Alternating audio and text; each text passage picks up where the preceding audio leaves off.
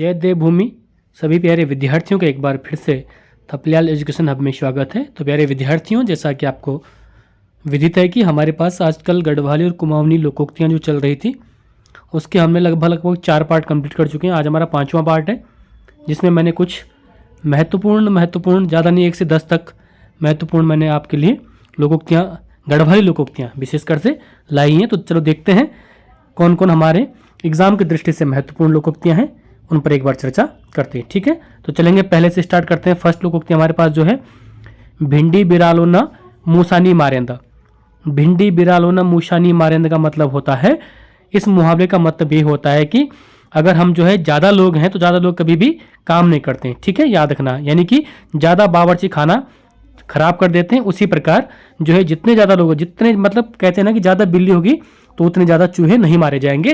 कहने का मतलब है अगर ज़्यादा लोग होंगे तो हमेशा क्या होंगे, सब अपने दिमाग का इस्तेमाल करेंगे और काम हमेशा खराब होगा। ठीक है, ये आपको जरूर देखो, इसमें लिखा हुआ है, काफ़ी कुछ लिखा हुआ मैंने, लेकिन ये आपको इतना देख लेना एक बार, वैसे नोट ले से एक बार पढ़ लेना बसरते, लेकिन आप शॉर्टकट में समझ लेना। कहने का मतलब ये है कि भिंडी बिरालोना मूसा नहीं मारना मतलब होता है कि ज़्यादा लोग हमेशा काम खराब करते हैं। ठीक है, चलो नेक्स्ट हमारे पास है दूसरा और महत्वपूर्ण, घाघरा दुई और बसरा वही। घाघरा दुई और बसरा वही कहने का मतलब है कि बहुत से भेष हैं लेकिन इंसान तो एक ही है। घाघरा दुई मतलब होता है इंसान के भेष अलग अलग हैं, मतलब इंसान अपना रूप बदल सकता है लेकिन अंदर से इंसान तो इंसान ही रहेगा ना, यानी कि बाहरी रूप बदल लेने से इंसान नहीं बदल जाती, इसलिए कहते हैं घाघरा दुई और बसरा वही। ठीक है, नेक्स्ट हमारे पास, 100 हली जाऊं एक हली मुंह।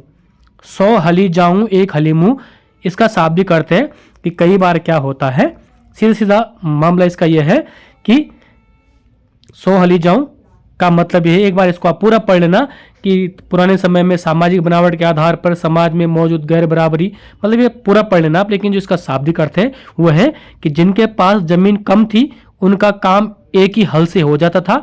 ठीक है, इसलिए इन्हें एक हली कहा जाता था। इस कहावत की बात करें तो इसका सीधा अर्थ है कि 100 हली को भी एक हली के पास जाना पड़ता है, यानी कि ऐसा नहीं है कि अगर कोई जिसके पास 100 हल है उसका काम कभी एक हल वाले से नहीं पड़ेगा, तो काम जरूर पड़ता है, चाहे आदमी बड़ा हो चाहे छोटा हो, काम हमेशा पढ़ते हैं। ठीक है, चौथा जो हमारे पास लोकोक्ति है वो ये है कि होंधारी डाली का चलचला पात।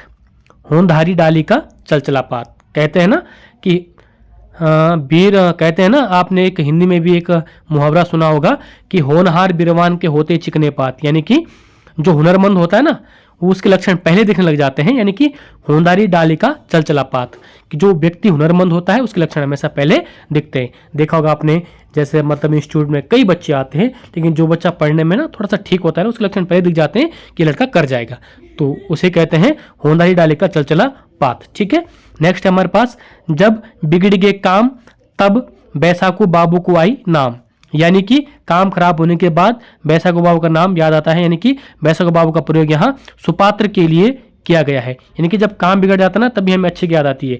जब हमारा काम बिगड़ जाता तो हम कहते हैं ना कि काश वो व्यक्ति होता तो हमारा काम बन जाता, यानी कि जब बिगड़ गए काम तब बैसाख बाबू को आई नाम। ठीक है, नेक्स्ट चलेंगे छठे में, तो हमारे पास है, नौ मन नंदू को कु खावन।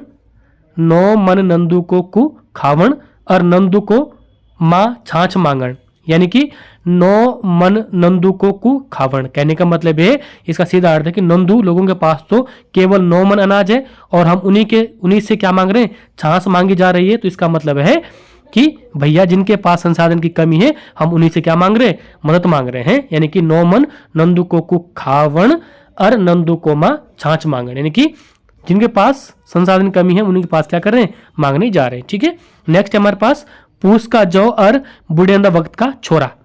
पूस का जौ और बुढ़ेंदी वक्त का छोरा कहने का मतलब है कि, कहने का मतलब इसका सीधा अर्थ है कि दिसंबर जनवरी का समय, महीने के जो जौ होते हैं और बुढ़ापे की संतान कभी सफल नहीं होती है। एक तरफ से जौ की फसल की जो है यहाँ पर तुलना संतान से की गई है। ध्यान रहे, जौ की फसल की कटाई मई जून का समय होता है, ना कि नवंबर, ना कि आपको दिसंबर जनवरी में। ठीक है, कहने का सीधा सीधा मतलब ये है कि बुढ़ेंद्र की संतान, यानी कि बुढ़ापे में अगर आपके बाल बच्चे होंगे तो किस काम के, क्योंकि आपको पता है आजकल क्या हो रहा है कि टाइम पे वक्त पे शादी नहीं होती है। क्यों नहीं हो रही है? क्योंकि बेरोजगारी इस कदर छाई हुई है कि सभी जो है परेशान है, लड़की कहीं मिल नहीं रही है, इसीलिए बुढ़ापे में शादी होती है। जब तक जो है बेटा थोड़ा बड़ा होता है तब तक जो है पिता की कमर झुक जाती है, फिर बेटा रौब झाड़ता है पिता के ऊपर। ठीक है, चलेंगे नेक्स्ट। 8वां है हमारे पास, भिंडी खाना का बाना जोगी होइयो और पहली बासा भूखा रहियो। भिंडी खाना का बाना जोगी होयो और पहली बासा भूखा रहो, यानी कि भिंडी मतलब होता है ज्यादा ज्यादा खाने के चक्कर में। देखो ना, इसका शाब्दिक अनुवाद है कि जब खाने के लिए जोगी बना और पहली ही सुबह भूखा रहा। इस अवखाण का प्रयोग यह समझने के लिए किया जाता है कि बिना सोचे बेचारे कोई भी फैसला नहीं लेना चाहिए। ठीक है, याद रखना, भिंडी खाने का बाना जोगी हुए और पहली बासा भूखा रहे। ज्यादा खाने के लालच में क्या रह गया? भूखा रह गया, यानी कि कोई भी काम हमें बिना सोचे बेचारे नहीं करना चाहिए। ठीक है, नेक्स्ट है 9th है हमारे पास। 9th और 10th एक साथ देख लो। चलो 9th देख लेते हैं पहले। 9th है हमारे पास, आसमान्या लमड़ी पड़न और आसमान्या लमड़ी पड़न और चणमुखिया भूखू मरण। अर्थात आसमान की ओर देखने वाले गिर गए और बड़ी बड़ी बातें करने वाले भूखे मरे। आसमान्या लमड़ी पड़न और चणमुखिया भूखू मरण। ठीक है, और लास्ट है हमारे पास 10वां और महत्वपूर्ण, गोणी तय अपड़ू पूछ छोटू ही दिखेंदू।